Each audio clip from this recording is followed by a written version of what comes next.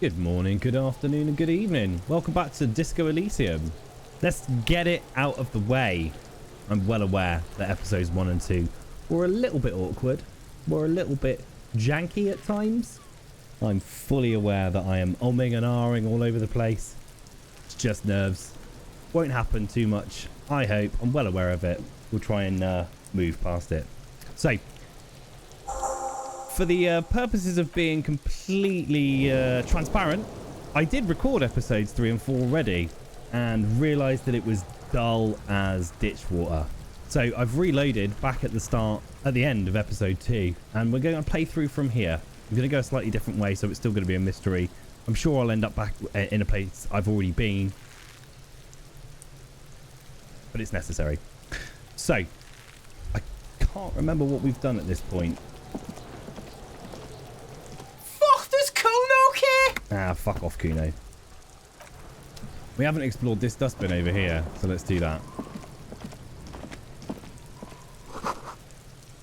The letter R wears a crown. On the ribbon below, a light above descending. The trash container. This trash container is locked. The sliding lid has a padlock that says, "Whirling in rags." Inland Empire. There's something in there. Not necessarily connected to the case, but still. Now, this is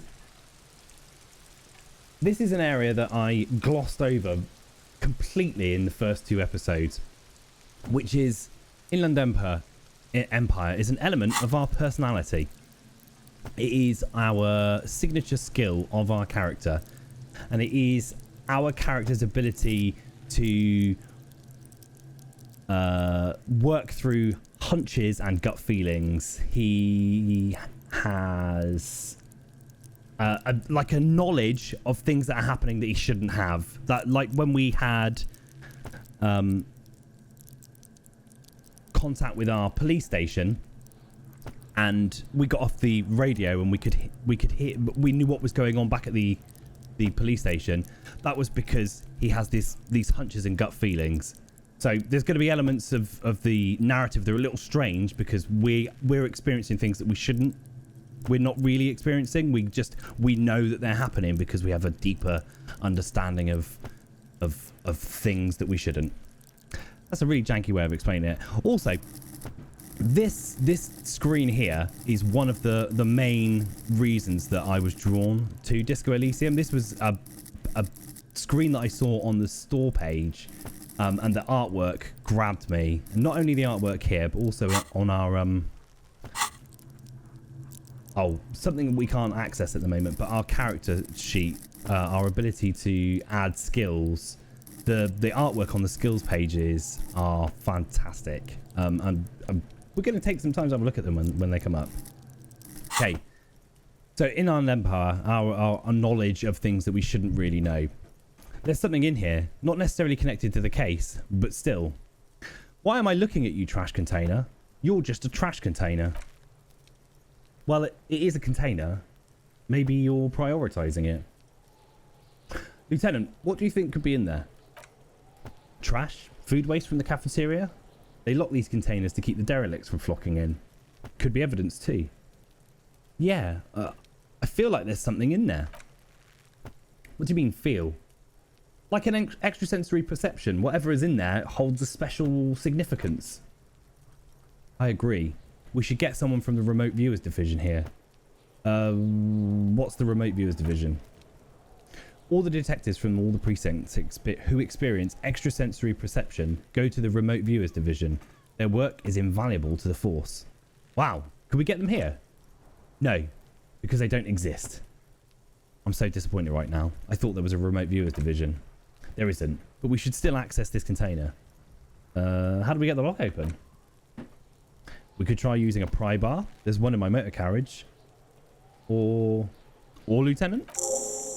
Or we could just ask for a key from the manager of the Whirling in Rags. Probably has one. That is a sensible way to solve this issue.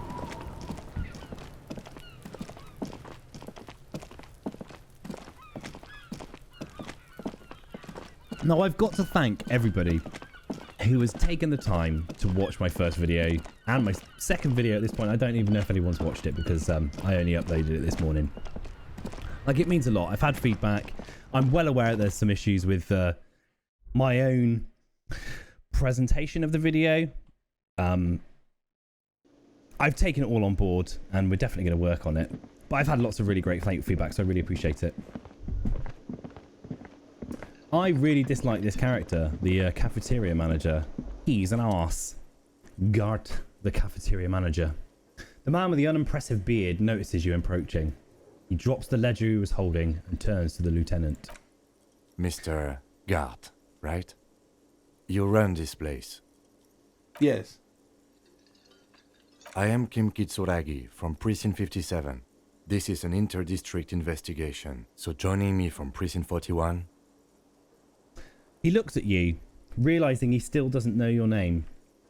Right. As I said. Now, I know it took us a while to arrive at the scene. It also took you a while to call us and report the dead body. It was you who placed the call, yes? No, I only just got here. It was probably Sylvie who called you. She usually works the bar here. I'm only temporarily taking over her duties. Do you have her number? As a matter of fact, I do. He looks behind a pile of coasters, finds a slip of paper, and hands it to the lieutenant. You said you just got here. From where? Are you a local? What?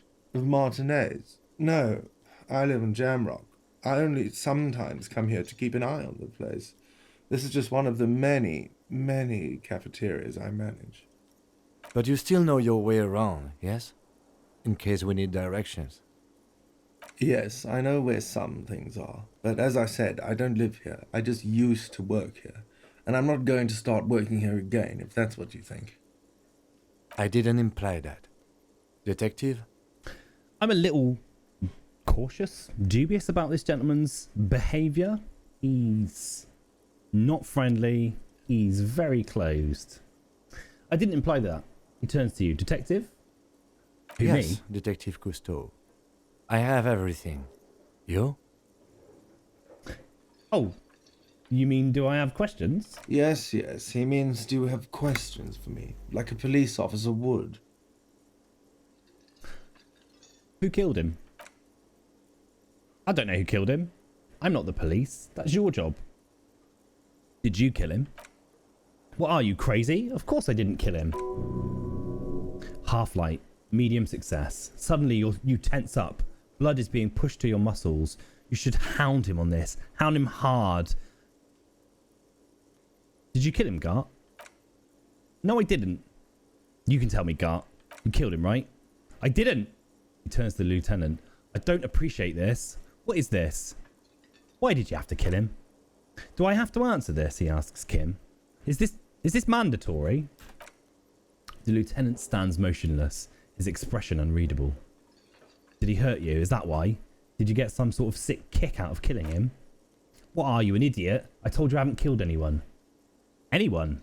Have you killed someone else then? He ignores you.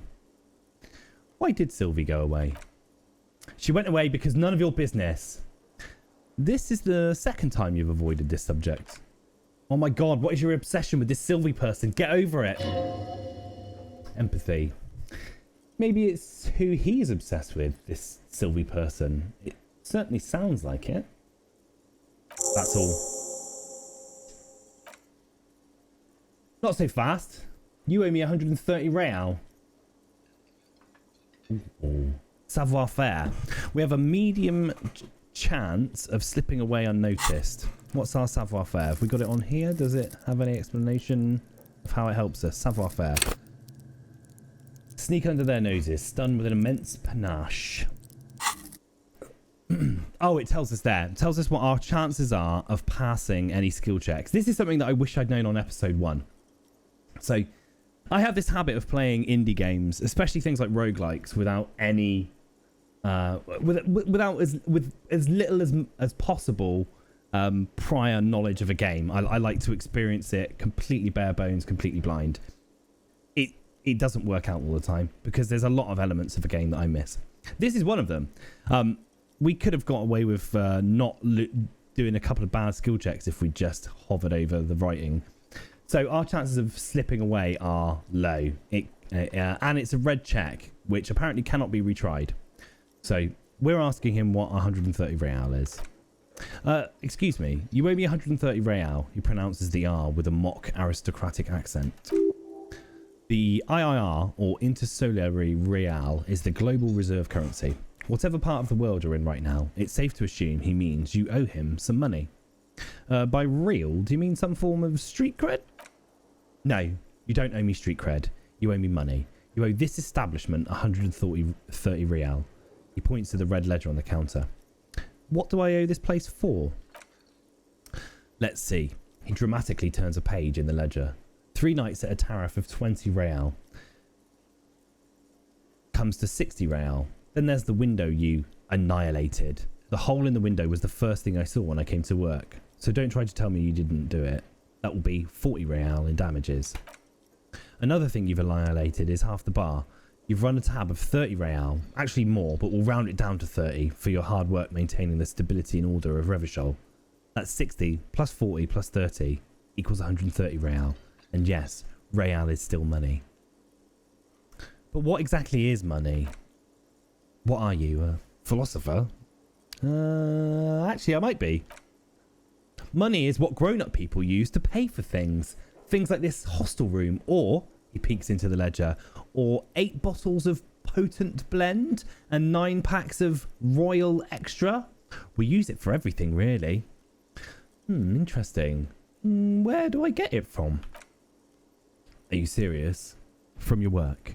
I don't know. You can take bribes, I guess. He looks at Kim. I'm sorry, I don't think cops take bribes. Some do take recompense. The lieutenant is dead serious. But only to survive. Why do I need it? For survival. To pay me. Unless you want to become a hobo. Do you want to become a hobo?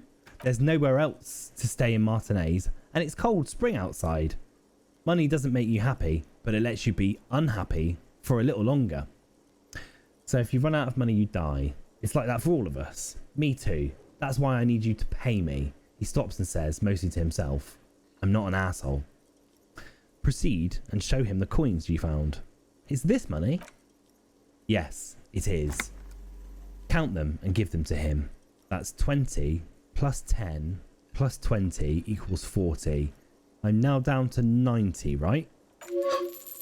No, you see, there's a tinge of sadness in his voice.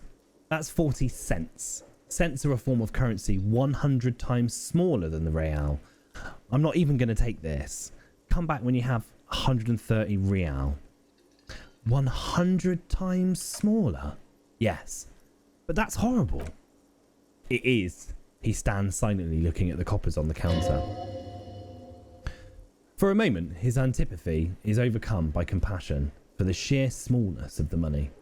Pick up the coins. Gart, the cafeteria manager. He demonstratively suppresses a world-weary sigh. What happens now? He turns to the lieutenant. I'm sorry, but he has to pay. I can't let him stay here any longer if he doesn't.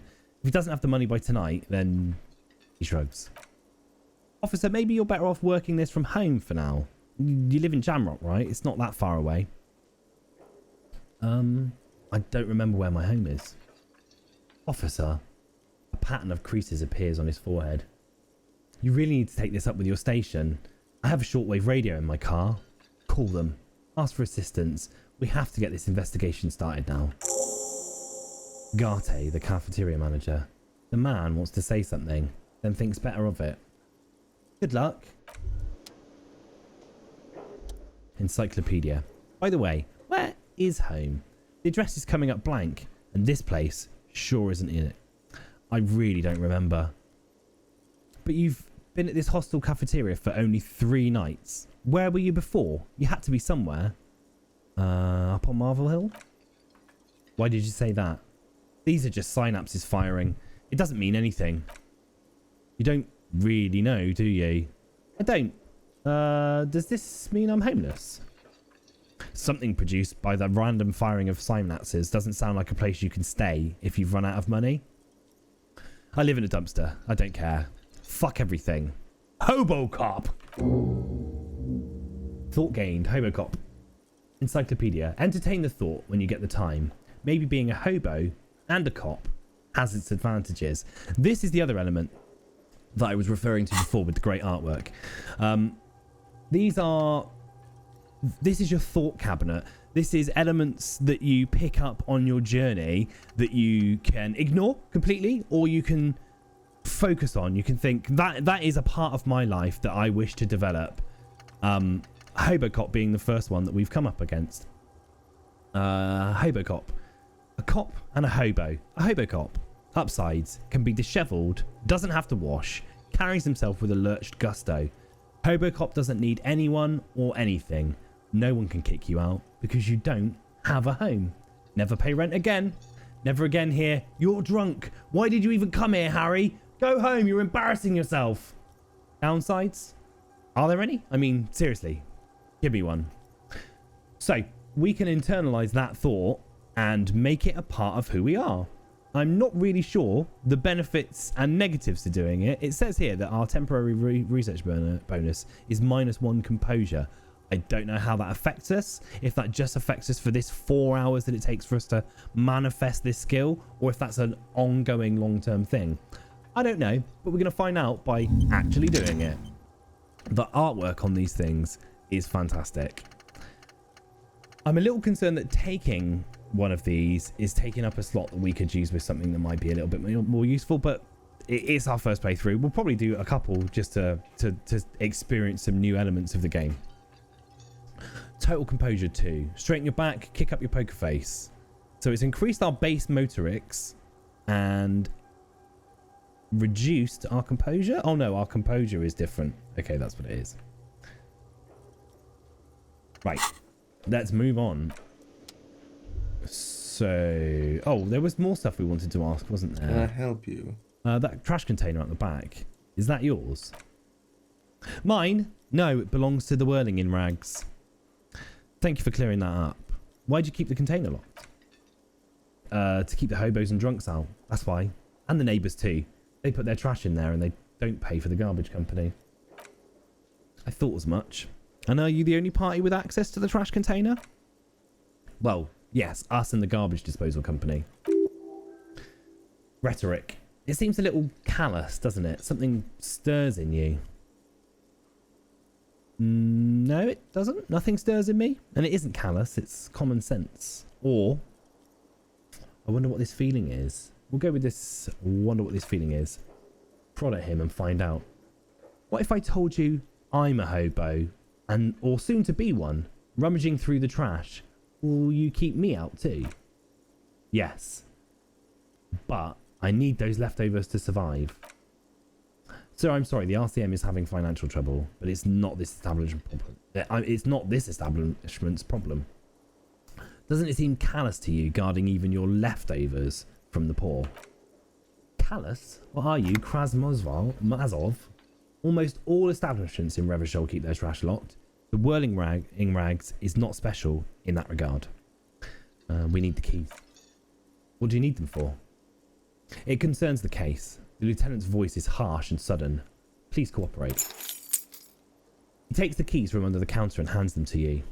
Just bring them back when you're done, please. I've seen something here at the Whirling Gart. A thing I need to talk about. He rolls his eyes. What thing? I saw a sign that said I couldn't go into the kitchen. Why can't I go into the kitchen? What, are you a cook now? That's none of your business. I have a search warrant. No, you don't. You better believe it, fucker. Fucker? He shakes his head. Lay off the swear words. They don't make you cool. This isn't kindergarten. Besides, the RCM doesn't do search warrants. If I know the law, you just have to wait for the kitchen to open. If you have to get in there, which you don't. Savoir-faire. Trivial success. You do realise you can just go into the kitchen at 1 AM. No need for superstar charm or Sambo-style antics here. Sambo is an acronym for Sumerian boxing. Graceful martial arts stuff. Sambo style implies stealth, cleverness and cool. Just to let you know. I saw a sign that said the mess hall was reserved for the Union. Yeah. Not the whole damn Union, thank God. Just the loudest and nastiest faction. He tosses his head in disdain. They come here in the evenings. Dumb, unruly types think they're big shit. But they're good customers. They place big orders and always pay on time. He hates the union, but grudgingly recognises its power over him, so he's directing his frustration at you instead. It's a shame you got to suck up to that union to stay afloat. I don't. I'm simply providing a service, or really facilitating the offering of services to paying customers, and he runs out of steam. It doesn't matter, I don't have to explain myself to you. The lieutenant gives you a meaningful nod. We should find out who this loud faction is, occupying the booth. Oh, let's try that again. The lieutenant gives you a meaningful nod. We should find out who this loud faction is, occupying the booth. Loudness means talkative, and we need info. How do we find them? We don't. We have to wait. They'll show up sooner or later. He looks towards the booth. Men are hungry, even striking men. If not today, then they'll be here tomorrow. There's something else I wanted to ask you about, Gart. What? By the way, you should come back to this thing-based questionnaire if you see anything interesting in the whirling later.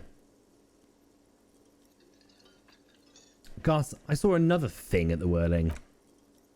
Great, I love those. Oh, maybe we haven't. Goodbye.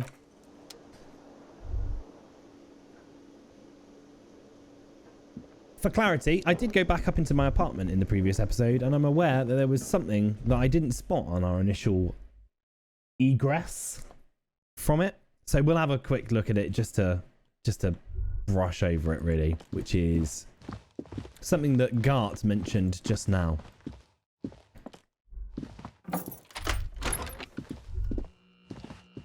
We did not notice this broken window.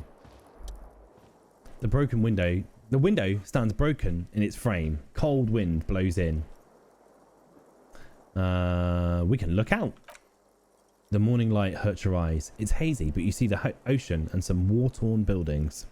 Visual calculus gives us even odds of assessing the damage. The shards face outward. Whatever broke this window came from the inside. Did I break it with my own hands? A fine web of scarring covers the back of your right hand, but none of it is recent.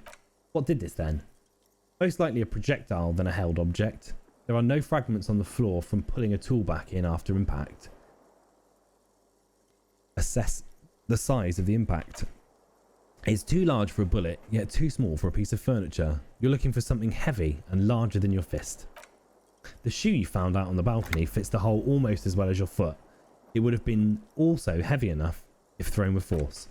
Congratulations, you smashed the window with your own shoe. I'm sure I had a good reason for it. Maybe I was trying to hit someone. And maybe, just maybe, you succeeded. We will never know. Or maybe you were trying to smash your own reflection in the window pane.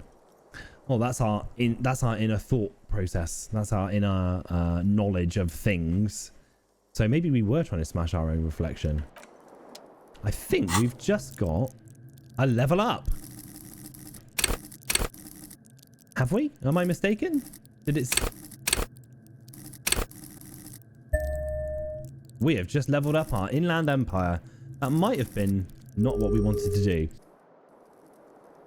So we have leveled up our inland empire, which gives us a better knowledge of dreams in waking life. At high levels, inland empire animates the inanimate. You'll have conversations with your clothing, conversations that may change the course of the investigation if you're not thrown in the loony bin first. With low inland empire, however, you'll be void of imagination and character, and then how will you shape the cosmos? So it's going to give us a greater creative idea of what's happening, and yeah. Okay. Kim tries not to look at your broken down bathroom door. What's this? Empathy. Kim also tries not to look at the pile of tape viscera on the carpet, or the weird suitcase on the hat rack, or the potted plant dying in the corner, but it's all just too morbid to ignore. You're looking at the destruction. He nods. I'm sorry for this. No problem, officer. He takes a step towards the door, like he'd like to leave. Let's look on this couch. The bed is cold and not particularly inviting, but it's yours. The sheets look awful. The option to go to sleep becomes available every night after 9 o'clock. Okay. Can we try and get that tie again? The fan has 2 chain pull switches. One ends in a tiny fan, the other in a light bulb.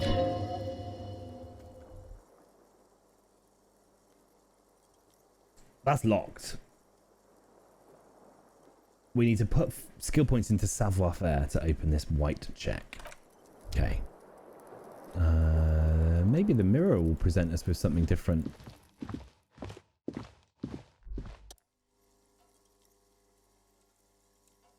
We need to put points into encyclopedia. No. None of those are any good to us.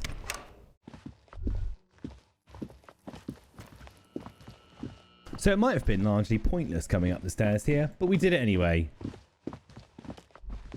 We can have a little chat with this lady, I think. There's no answer. You hear the shower being turned on somewhere inside. Inland Empire, a tremendous loneliness comes over you. Everybody in the world is doing something without you. Beauty, don't abandon me in all this ugliness. The door does not care. Now we've got a wide world outside in front of us, and it's time for us to go and explore it.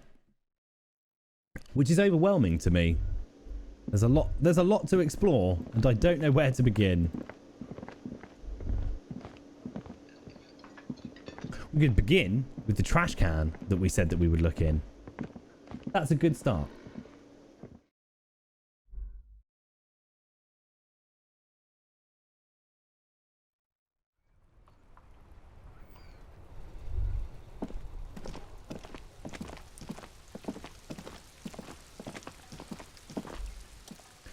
Electronic doorbell. An old call box with a matrix of push buttons lists all the companies of the East Delta Commerce Centre. Is there anywhere here they're interested in? No. Their empty card? What's that? Button looks new, but someone has removed the name card. Nothing happens when you try to ring it. This button looks new. It's probably not connected yet. He takes a step back, inspecting the other names on the list. We'll worry about that later when we've got information that might lead us to press one of those buttons.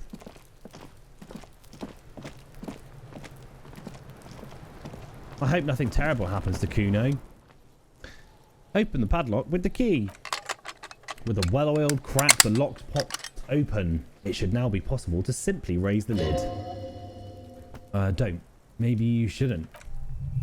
Maybe you shouldn't. Of course you should. This is your time to shine, Hobocop. Dive into that dumpster for extra content. Didn't I just have a premonition that there's something in there? There is, but you won't like it. Sweat forms on your brow. Your hand is still on the lid.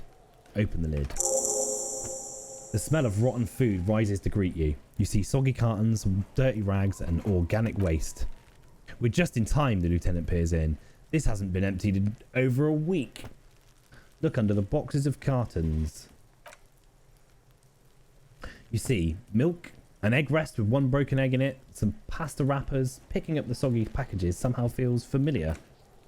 A box falls into pieces in your hands. Bastille Soleil cereal. There are plastic pasta packages below and turbo noodles. Nothing of note, however. Pick up the rags. Among the threadbare kitchen towels, something catches your eye. A pair of denim trousers. As the legs of the slime-covered jeans begin to unspool from the garbage, a rank corpse smell fills the air. The victim's clothes. The lieutenant smells them. Cadaverine odour is faint. If these belong to the deceased, they were removed when he was still in the early stages of decay. The lieutenant produces a black plastic bag marked evidence from his pocket. Drop them in here, officer. Kim quickly searches the jeans. Guitar mark blue jeans. Pockets empty. Or emptied. He wore them with a belt too. A wide belt. The loops appear stretched, but the belt is missing. That's it. Do you see anything else in there? I have another bag here. Something slimy catches your eye. A drab, long-sleeved shirt, olive-coloured, appears from the food waste dripping with pus. This is a military-type overgarment. No label or serial number. This is the kind of rib-knit shirt that's worn over light armour to conceal it in an urban scenario. He nods to himself. Anything more? The rest of the rags are just kitchen variety waste. Garbage. That's all, I think. Right. We should go to Gart again and ask if he knows who put the clothes in the trash. It could be as simple as someone from the hostel cleaning the yard, or that one. He nods towards the red-haired boy behind him. I'd advised against confronting that force. You think someone from the Whirling might have been involved, maybe? Not really. All we know is the victim's clothes are in the trash. The lid was locked, and this establishment had the key. It's just a small, loose thread. Yeah, we need to ask these kids who put them there. I don't think we're going to do that. I think we're just going to proceed. I don't want to know. Don't want to chat with those kids again. Search the food waste. It's just organic waste. Cold and slimy on your hands. Apple and potato peels mostly. Unidentified sludge. And the occasional chicken bone thrown in for good measure. But hey, nothing. It's nothing. See? Nothing more to see here. What's this? A piece of blue plastic shines out from the apple peels. It's shiny. Looks like the corner of something. Something larger. A clipboard. A blue plastic clipboard with moist paper hanging from it. It looks badly damaged, but you can still make out forms and notes. Written in a man's handwriting. Officer, is that your paperwork? No, it can't be. Yes, it is. Look. He points to it. This plastic has the RCM street grid on it. You've even got an autopsy form. A miserable looking slip of paper sticks to the board.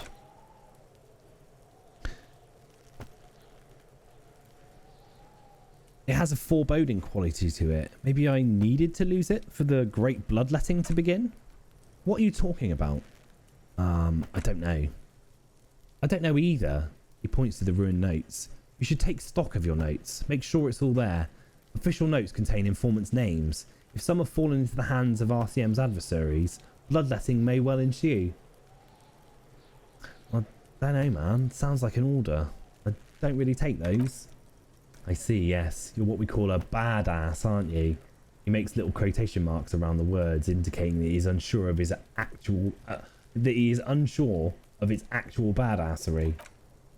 Tell me, does your badass see more in there, or are we done here? The lieutenant peers into the trash. Soggy cartons and rags look back at him. Oh yes, it would also be appropriate to start taking notes on the case. It's what cops do. Tutorial agent. Some items, such as the ledger you found, are interactable. Go to the inventory and find the interact tab to read your paperwork. Now, I suggest we dig in, Hobocop style, for extra content. Wow, an Armistice caliber 50-knot cannon, half wrapped in paper tissues, so shiny. What's a knock cannon? It's a giant rifle, and it's very expensive. Not as expensive as that fat string of pearls snaking among the rotten banana peels, however. And is that a Cordon Electrics preamp with electric F2 tubes? It is. That catches quite a price. We're talking 12,000 easy, unless you're into hi-fi yourself. I am into hi-fi. That's too bad, because none of those things are actually in there. There's just food waste and crisp wrappings. A cruel jest. There must be something. All you see is a broken mug with a racist depiction of the yellow man frolicking in saffron. An antique. Only in its social sensibilities. We're going to take that mug. The man briefly glances at the mug, then returns his sight to the trash. Close that lid. The container sounds a muffled gong. That's one thing off the list. The lieutenant sounds relieved. I think we got it all. Let's have a look at that mug and see just how unpleasant it is. Oh, it is unpleasant. This broken-eared mug somehow made its way into the whirling in rags dumpster. It depicts a person of Samaran descent frolicking in a field of saffron flowers, buck-toothed and grinning feeble-mindedly. It seems to be a cheap knockoff of some colonial-era antique. It's just a racist mug. What's there to read here? Not much. There's quite a lot to read into here, actually. Look at all that content. Oh boy, here we go. What are you going to say about a broken, tossed-away mug that you dug out of the garbage?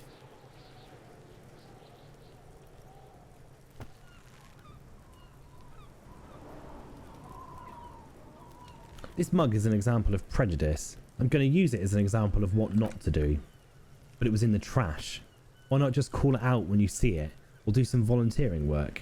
Just finish your case, detective. Okay. Our damaged ledger. The damaged ledger is the ledger you found in the trash.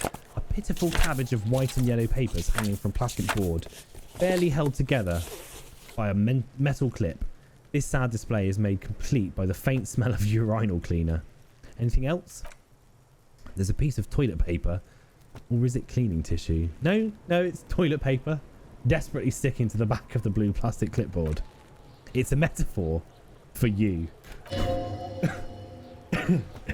Below the pathetics. Terror. Do not look into its blue heart. Let's inspect that toilet paper. It's just toilet paper sticking to the back of the plastic clipboard. You can take it off if you want. Maybe it's kitchen tissue. They look exactly the same. If you want it to be kitchen tissue, it can be kitchen tissue. Fucking marvellous. Perception. Smell. It's not though. It's toilet paper. I kind of want to leave it on, but we will take it off. Still wet. The toilet paper, I mean kitchen tissue, sorry, peels off the plastic easily. All you have to do is now shake it off your finger and voila, the ledger now looks marginally better. We will inspect the clip. An aluminum... Aluminum? Who the fuck are you? Aluminium block runs the width of the board, biting down on the paperwork. Its crocodile teeth are the only thing keeping the papers together. A regular pencil, the tip worn down to nothing, has been attached to the clip. Run your finger across the aluminium. The surface is interrupted by a silvery sticker. It's rectangular, sparkling with iridescence. You don't know how you didn't notice it before. Hey, Lieutenant, what's this? Points to the sticker. What? He's lost in his own notes. It takes a moment for him to see it. That thing, it's a halogen watermark.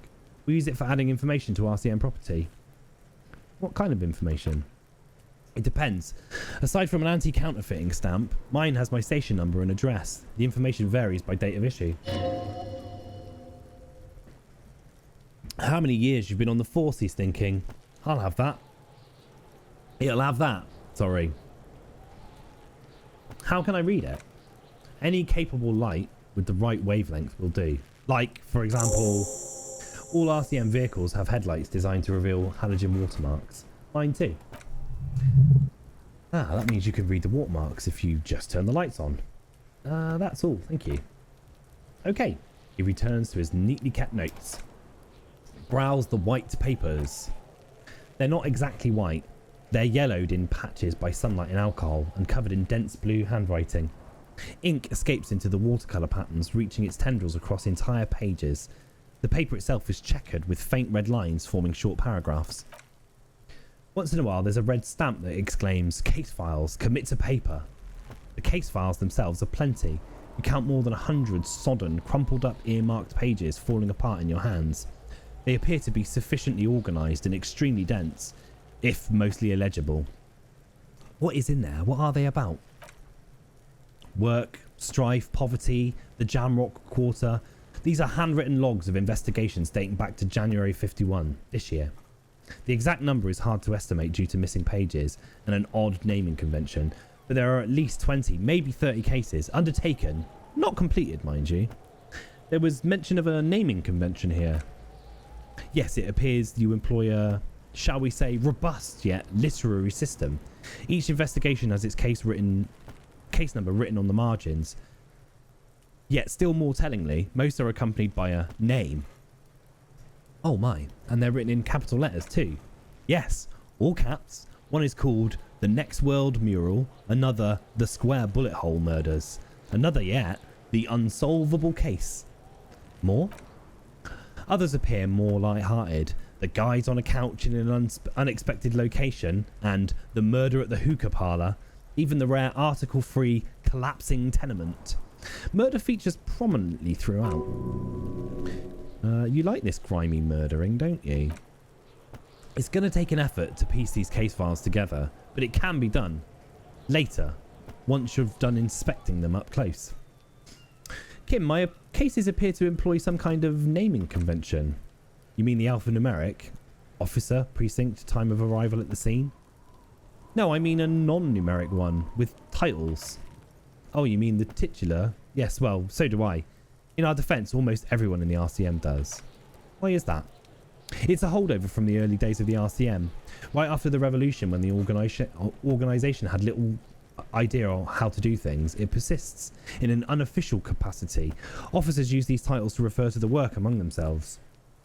I seem to have named a case the Square Bullet Hole Murders. Again, in your defence, I seem to have named one, he peeks into his notes, the man with the hole in his head. That was a real person. His death was real. Still, I named it that to amuse myself. He smiles. I pray his loved ones never find out. What happened to him? A rail spike was driven through his head. He died. It was a workplace accident. Count the pages. I have to open an official case. Is there room? There is, for precisely one more. 15 pages near the end remain untouched by the damage. The checkered grid forms a structure of passages, breaking the case into subtasks to accomplish. Commit to paper, using the pen Lena gave you. The tasks you've completed flow out of the kind green ape pen in a brash freehand similar to the rest of the letters. The wording comes easily. It's almost robotically simple, a language developed for mental rigour and simplicity. Inspect victim's body. Interview the cafeteria manager. Cross out the ones you finished. A satisfying lash sounds across the paper. You're done. And it seems to say, and you, and a fuck you to you too. That last one cuts a slash right through the paper. Things to be done and things already done. The composition of reality. This is an extremely useful tool for a detective of the citizens' militia. Now all that remains is to name the case. Lieutenant, have you by any chance named our case? No, actually. Any ideas? Shit on a stick? The Hanged Man? The Furies are at home in the mirror? I like that. The Setting Sun. The Furies are at home in the mirror? Furies, yes. Well, it's obviously doesn't like it. I don't know. I have to be honest. I'm not experiencing the internal strife that refers to... And also, he furrows his brow. Can we make it less poetic somehow? Just like a normal case name, you know? Think, what would that be? A good normal name. Shit on a stick? Yes. He isn't actually laughing. I have to tell you, officer, I don't appreciate ironic titles. Other officers will have to use this as reference if it's idiot or cockfinger. They're not going to get it. They're going to think an idiot and a cockfinger are on the case. So do you have something less funny? The Hanged Man. Great. That's great. That's actually what I was thinking too. The Hanged Man. Good, strong name. We have a very good name for the case now. He flips the pages of his notebook. I'm going to start calling it The Hanged Man. It's good we sorted this out. I'm done inspecting these. Close the case files. You don't exactly close them so much as distance yourself from the smelly papers.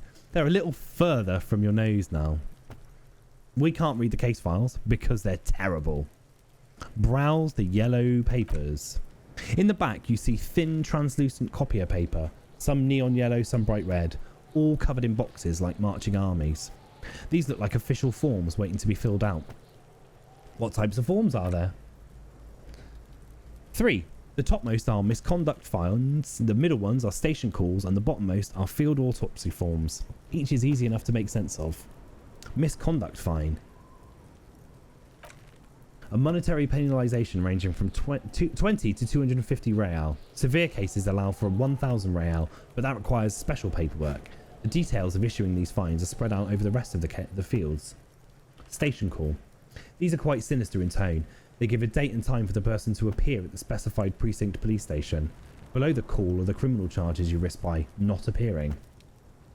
Field autopsy. A dozen pages of thin copy paper, bright red in colour.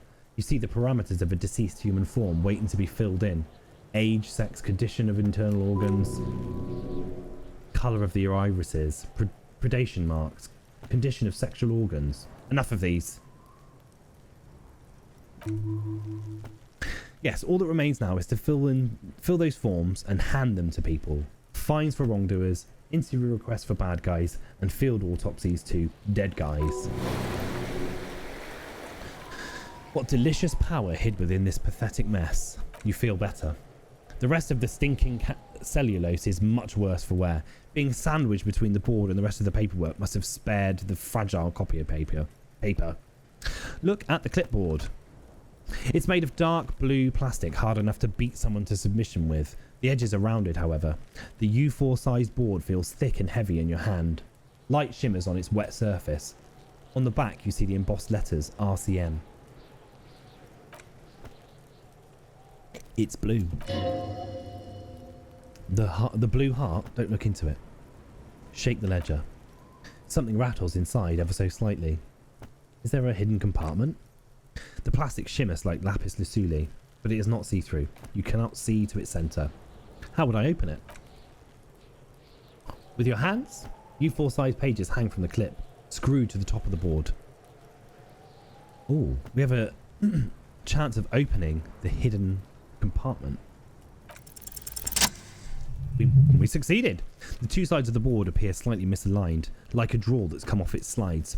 If you bend the plastic on your knee slowly, the slides snap back into place. It should be possible to just, you know, slide the drawer open. Without resistance or sound, the two panels move against each other. The compartment is now open. What's inside? 2 ticket stubs and a handmade postcard. Pick up the ticket stubs. 2 octopuses are smiling, reaching their tentacles towards each other in the coloured pencil drawings. The tickets permit access to a zoo in Retrograde East. The aquarium costs extra. These let you go there too. Pick up the card. Thin wax paper has been glued to a piece of cardboard. Sounds like leaves rustling when you pick it up. You see violet flowers, floral patterns, patches of glue. Smell it. It smells of chewing gum, apricot flavoured. A touch of cinnamon. The end of summer. You think the label says tutti frutti. Open it. Familiar handwriting lines along the inside of the card. Looped round letters in a woman's hand. Harry, it begins. You're already reading. I wanted to write you a letter so you can read it when you wake up. Maybe it will make you happy. Throw it away, please. But it will make me happy. A merciful wind blows in from the bay of Retrograde, dusting the ground at your feet and raising newspapers far away. You feel the card slipping into it. Let go. Hold on, read the card. Your hands shake, holding on to it. Every morning when I step out and you're asleep behind me, it says, I find a little piece of sadness in me. I carry it in my chest down Voyager Road. Every step I take, it grows. By the time I reach the fuel station, it has filled me entirely. I step on the light rail and look back. Sparks fly from the bow collector. I know it will be like this until late afternoon when I get off the 49 and walk back to you. You every step I take, it will get lighter. You. Every step I take will get lighter. It almost makes me run. Sometimes I do. I can't believe I met you. I can't believe the happiness I feel with you. You have a vast, vast soul, and I will always, always keep coming back to it. Kisses, kisses, kisses. You feel the air sucked out of your lungs and the blood sucked out of your head. Everything around you gets dark. Small white dots appear. We're going to leave that episode there. That's a good cut-off point. Thank you very much for tuning in. I'm really enjoying this game still. There's some weird stuff going on. I like it. It's hilarious. Please tune back in for episode 4. It'll be up the day after this episode. While you're here, if you haven't already, hit the like button. It will help me. Hit the subscribe button.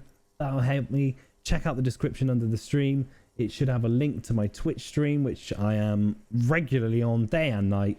Come in and join us. Hang out. Talk some rubbish with us. Play some video games if the opportunity strikes. I'd love to have you. See you on the next one. Cheers, guys.